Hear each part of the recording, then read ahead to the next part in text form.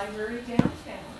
I wanted to let you know that the Friends of the Library, when they have their big book sale, they raise money to bring internationally acclaimed artists and illustrators to you all, like Mr. eblewis, who is a fine artist and children's illustrator. He is, in fact, an artist-strainer, and he's here to tell you about his work. So please help me welcome Mr. eblewis.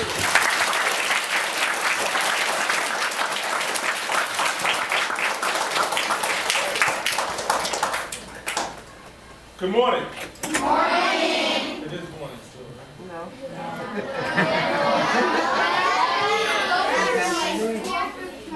Good afternoon. On a whirlwind here in Gainesville. This is the last of my presentations. I've been here for a week, and you are the last, the final group. And this is the first time seeing a group of fifth graders. And actually, fifth graders is my favorite group to speak to, believe it or not. I've been speaking to third graders the whole week. So I guess they saved the best for last, right? Yeah. Cool. Well, I am a teacher, starting off. Just kind of to get you to know, kind of a little background. I'm a teacher. I've been teaching for 29 years. Yeah, long time. I am a dad. I have 3 knucklehead boys of my own. I am a college professor at one of the universities in Philadelphia. And the reason I like speaking to fifth graders is when I see my students come in, my seniors, and I teach graduate students as well, I see them come in and I say to myself, I wish I was able to get to them before they got here. And fifth grade is such a great age. You're 10 years old, right? Yeah. Thereabouts, right? Okay.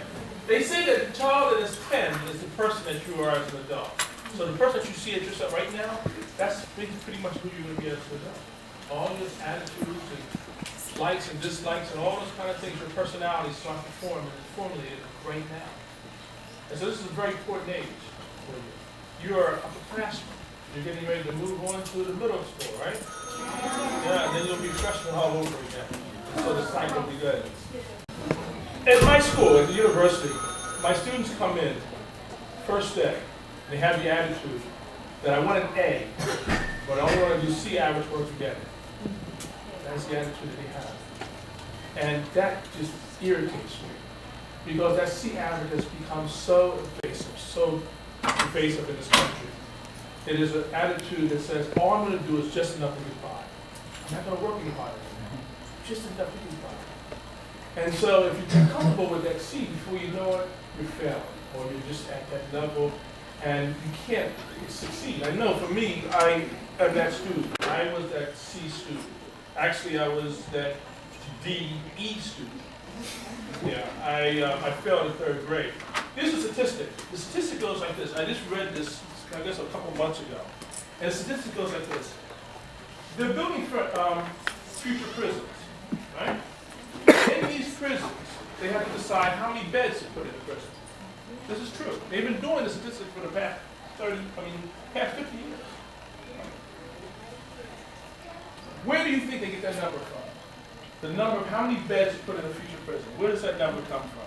What do you think? You. Red shirt. How many prisoners they have? How many prisoners now? The level of criminal behavior that's going on in the community. Well, it's how big the Yeah.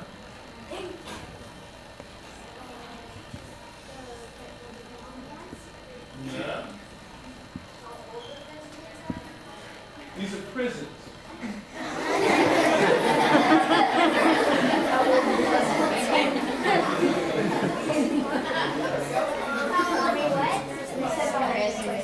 How many prisons they had last year? I got 2 more. You won't get this. Go ahead.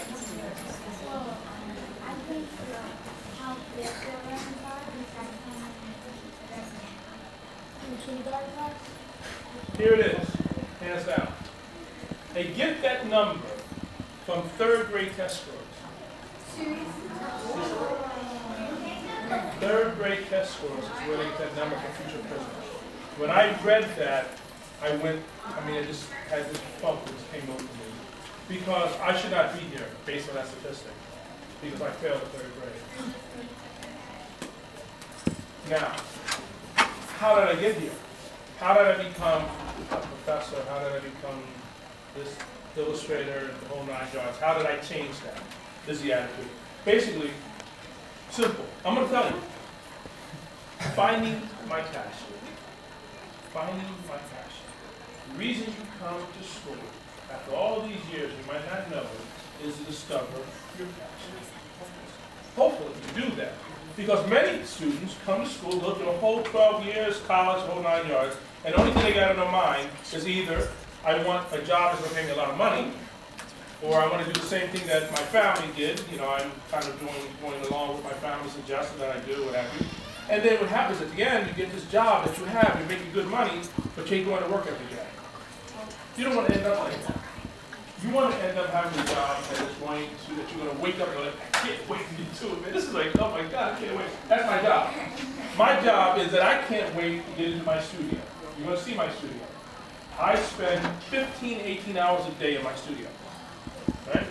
Now, give you an idea of why I spend that much time in practice.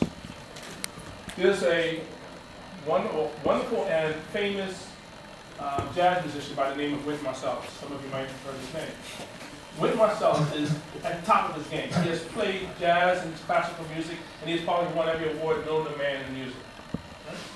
Someone asked him, how often do you rehearse a day? He says, I spend 15 hours a day rehearsing. He is now at the top of his game, and he's still spending 15 hours a day rehearsing. So that means it takes that kind of dedication to get there, and that kind of dedication to stay there.